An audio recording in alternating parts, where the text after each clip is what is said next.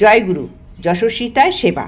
তুমি মানুষের এমনতর নিত্য প্রয়োজনীয় হইয়া দাঁড়াও, যাহাতে তোমার সেবায় তোমার পারিপার্শ্বিক যথাসাধ্য প্রয়োজনকে পূরণ করিয়া জীবন যশ ও বৃদ্ধিকে আলিঙ্গন করিতে পারে। আর এমনি করিয়াই তুমি প্রত্যেকের অন্তরে ব্যপ্ত হও। এইগুলি তোমার চরিত্র হইয়া দাঁড়াক। দেখিবে যশ তোমায় ক্রমাগত জয়জ্ঞানে যশস্বী করিয়া তুলিবে, সন্দেহ নাই। চলার সাথী, বাণী সংখ্যা 3। সুপ্রভাত বন্ধুরা, চলে এলাম নতুন দিনে নতুন আর একটা ভিডিও নিয়ে তোমাদের সামনে। প্রথমে শুরু করলাম ঠাকুরের কিছু বাণী দিয়ে, শেষটা করব ঠাকুরের হিষ্ট কথা দিয়ে। তাহলে পুরো জীবনটা আমার ঠাকুর ঠাকুর ঠাকুরময় হয়ে থাকবে, পুরো দিনটা আমার। এখন দিনটা মানে জীবনটা, ঠিক আছে। এখন আমি করছি চাউমিন করব, সেই বলেছিলাম চাউমিনের সব কিছু নিয়ে এসেছে, আজকে চাউমিন করব। কাটতে শুরু করে দিয়েছি, পুজো হয়নি, ফুল টুলগুলো তুলে গুছিয়ে রাখলাম, গুরুদেবকে ফুল দিলাম, ওই ঠাকুরের বাণী একটু পড়লাম, পড়ে নিয়ে মনে করলাম না এগুলো রেডি করে রাখি, রেডি করে নিয়ে ঠাকুরের ওখানটা করবো। 8:20 বাজে, খানিকটা ওইখানটা করবো। ও তো অনেক সকালে উঠে যায়, খিদে পেয়ে যায় এসে, ওই জন্য রেডি করে খানিকটা রেখে দিলে আসলে সঙ্গে সঙ্গে দিয়ে দিতে পারবো। শীতের দিন তো সকাল হলে বাপরে, সকাল থেকে উঠে ছুটতে ছুটতে বেলা হয়ে যায়, বুঝেছ। আমি না, জানো তো বন্ধুরা, একটা তোমাদের পরে দেখাবো। দেখো, তোমাদের দাদাভাই ওষুধ এনেছিল, ওষুধটা গাছে স্প্রে করে দেওয়ার জন্যে দিয়ে আমি দেখলাম অনেক জায়গায় আবার গাছের গোড়াতে বোধহয় আমার বেশি দেওয়া হয়ে গেছে। চন্দ্রমল্লিকা ফুল গাছগুলো মানে মরেনি, কিন্তু কীরকম একটু তলার পাতাগুলো একটু শুকনো শুকনো শুকনো শুকনো হয়ে গেল নাকি, ওই জন্য কে জানে শুকনো শুকনো হয়ে গেছে। দেখি ওই যে আগে বলেছিলাম খোলটা নিয়ে আসবো, খোলটাও নিয়ে আসা হচ্ছে না, বেরোই। কালকে তো এটা সেটা ওটা দেখো, আজকে বজরঙ্গলির কালকে বেরোলাম ইয়েকে, ওই যে বজরঙ্গলির পুজো দিতে গেছিলাম কালকে, দিয়ে ওখানে পয়সা দিয়ে আসি, দক্ষিণা পয়সাটা দিতে ভুলে গেছি। অনেকগুলো কাজ নিয়ে গেছিলাম, অনেকগুলো নিয়ে গেছিলাম, বেরিলাম। হ্যাঁ, ওই এক দিদিভাইয়ের বাড়িতে গেলাম, সেখানে দরকার ছিল, দোকানে জিনিস কিনলাম, টুকটাক ওষুধ কিনলাম, কিনে নিয়ে বাড়ি আসলাম। বজরঙ্গলি একবার চলে গেছি বাজারে, তখন মনে পড়লো যে রে পয়সাটা দিয়ে নিতে, বজরঙ্গলি দিয়ে আসলাম, এসে আবার ভুলে গেছি। ফুল কিনতে গেছিলাম, ফুলের কী অবস্থা হচ্ছে। আজকে প্রথমে একটা জবা ফুল সামনে গাছে পেলাম, তারপরে চলে আসছি, দেখছি যে গাছের ওই দিকে ডালে 4টে জবা ফুল রয়েছে, তুলে নিয়ে আসলাম। ঠান্ডা, গাছে জল দিলাম সকালবেলায়, তো মোটামুটি সকালবেলা থেকে কাজ করতে করতে দেখো না, কাজের আর শেষ আছে, কাজের শেষ নেই। হ্যাঁ, কাজের একটার পরে এটা ভিডিওটা সকালবেলা ছেড়ে দিচ্ছি, তাহলে খানিকটা সুবিধা হচ্ছে, ফুল গোছাতে গোছাতে ভিডিওটা ছেড়ে দিচ্ছি, তাহলে খানিকটা একটা কথা সকালে বেলাতে আবার যে ইষ্ট কথাটা বলবো সেটা নিয়ে একটু দেখবো, কোনটা বলি করে। হ্যাঁ, ওইসবে তাই বলছি। কাজে চাউমিন হবে আজকে জলখাপ টিফিনে, চাউমিনটা করবো, দিয়ে তারপরে দেখি দুপুরে কী করা হয়। কাল রাত্রে লুচি করেছিলাম, বলেছি আজকে ভিডিওটা ছাড়বো। লুচি করেছিলাম, লুচি আলুর দম করেছিলাম রাত্রিবেলা, মঙ্গলবার করেছিলাম কালকে। দিয়ে রাত্রিবেলা তো পুরাটা খেতে পারবো না, যেহেতু মঙ্গলবারে সারাদিন মঙ্গলবার ঘর পেতেছি, পুজো করেছি, ইয়েটাতে খেতে পারবো না, ওই জন্য করেছিলাম। রাত্রে দুটোগুলো কটা লুচি করে নিলাম, তো তাদের খেতে চায় না বেশি, অল্প করে কটা করলাম, করেই খেয়ে নিলাম, হয়ে গেল। আজকে আবার রাত্রে রুটি হবে, টিফিনে চাউমিন হবে, দুপুরে মানকচু পাতাটা বাটবো একটু আছে, চাটনি আছে, মানকচু পাতাটা রেখেছি, নারকেল রয়েছে, নারকেল দিয়ে একটু বাটবো।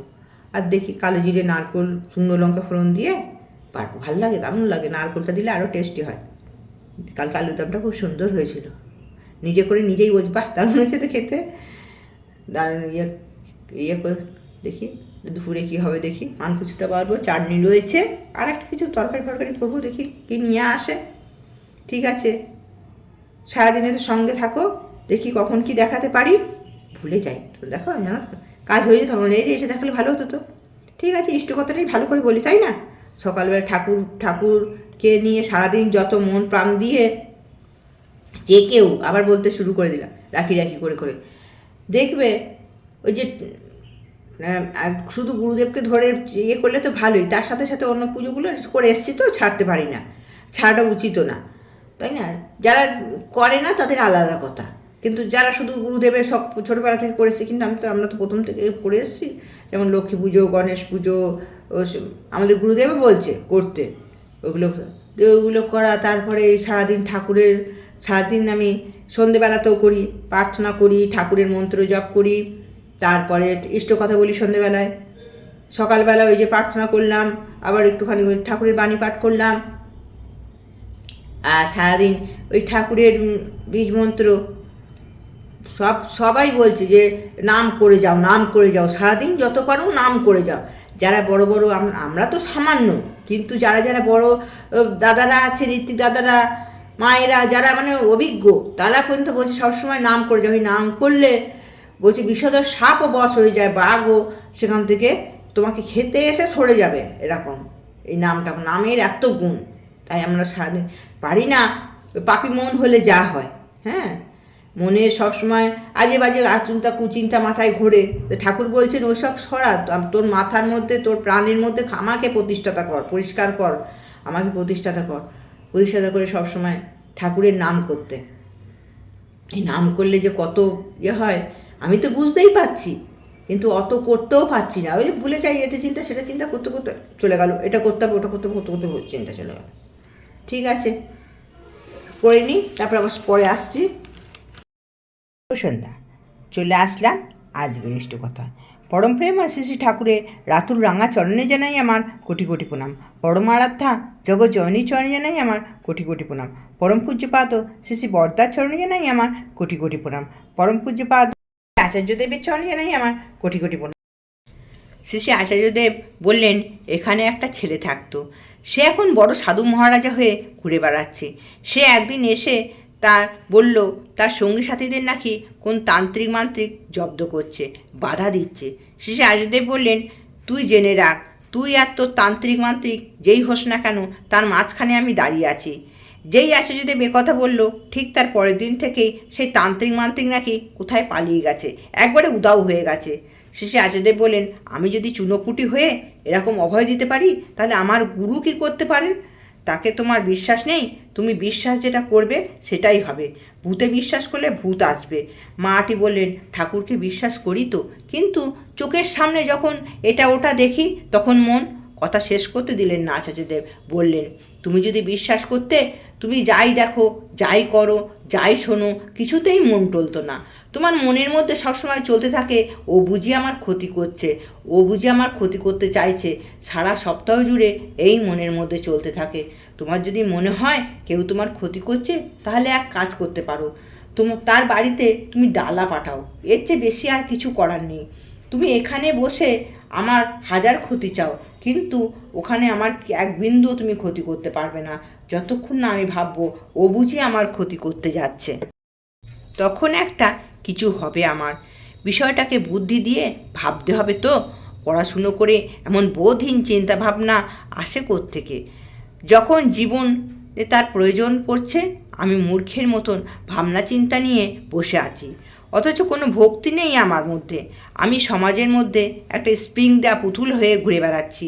এই কারণেই আমাদের দেশের গড় আইকিউ অনেক কম, যেখানে চীন জাপান দেশের গড় আইকিউ 100-র বেশি পেরিয়ে গেছে।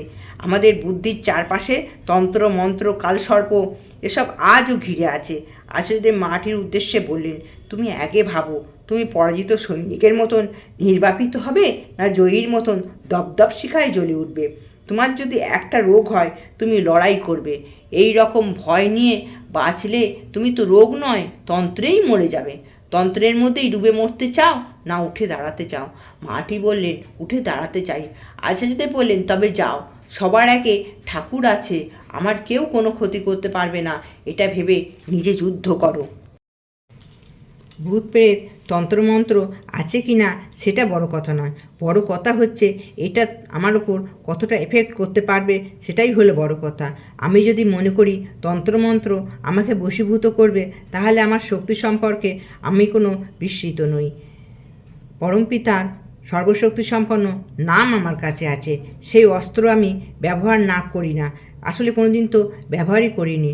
শ্রী ঠাকুরের সুহস্তলিখিত সত্যানুসরণ গ্রন্থে ঠাকুর বলেছেন, আমাদের প্রথমে দুর্বলতার বিরুদ্ধে যুদ্ধ করতে হবে, সাহসী হতে হবে, বীর হতে হবে। স্মরণ করো, তুমি সাহসী, স্মরণ করো তুমি বীর, স্মরণ করো তুমি পরম পিতার সন্তান। পরম পিতার সন্তানের আবার ভয় কিসের?